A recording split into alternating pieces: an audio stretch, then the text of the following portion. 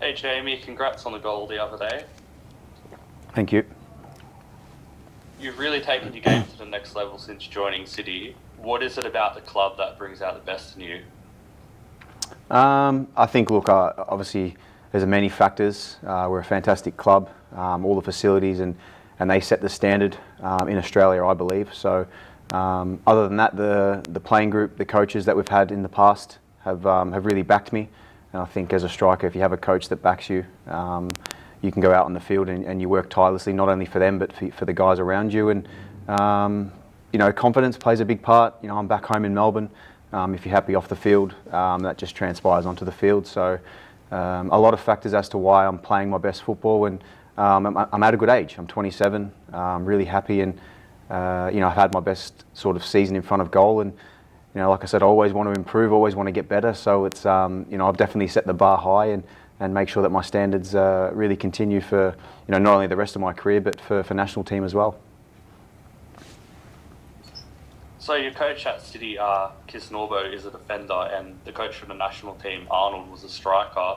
Do you personally find it better working under a striker, or does it not really make too much of a difference?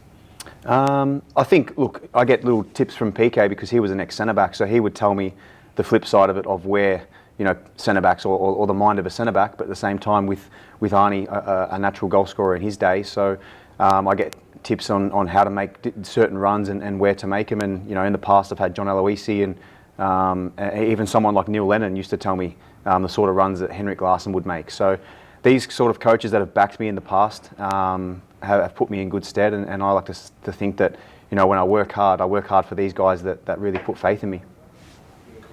I know heat has been a banned word by Arnie, but how have you been personally adapting your game to combat the heat? Yeah, really good. I think what actually helped me was playing those 2 years in Brisbane. The humidity is obviously quite high, but at the same time, it's not been that bad. I think everyone wants to talk about conditions, but if anything, I would say that the pitch is worse than the actual heat.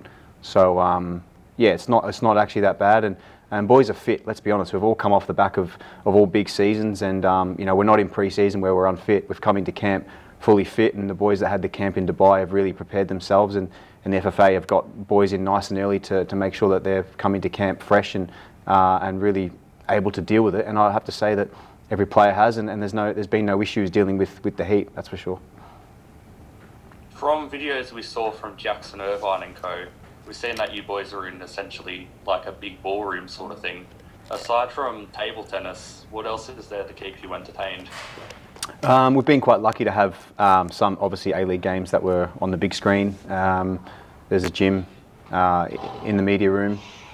Players are just confined to their rooms, but at the same time, it's boys are still hanging around after dinner and after lunch and having coffees and catching up. And we're pretty lucky that it's such a big ballroom that you can all just chill around there. And whether you're watching a game, watching NBA on the big screen, or watching rugby like we watched State of Origin the other night. So it's all great, and like I said, it's different to previous times, but at the same time, this is the world we're living in at the moment, and we're just lucky that we can all be together and enjoy our company, because it's been so long between that time. 18 months have been apart, but now that we're all here, it's like we've never been. And some of the stories about how everyone else dealt with the COVID period is quite interesting. Will you be putting your hand up for one of the three overage spots for the Olympics in Tokyo? Oh, look, that hasn't been spoken about yet. I think, after the season I've had, it's been a long season, long pre-season. I'm grateful to earn my spot to be here today. And, given the fact the situation with quarantine and stuff back in Australia, I don't know where that sits with me. But at the same time, I've had that dream sort of go by me the last few years when I didn't qualify, and kind of accepted that, not being able to be an Olympian. So at this point in time, no. Yeah, look, I'm fully focused on these next two games, because if I was selected to play, I'd hate to be distracted by any other thing. And at the same time, yeah, it's just focusing on the Socceroos and taking it one step at a time, and making sure that we do get these next two wins, which we will, and just move on and see what the future holds, mate.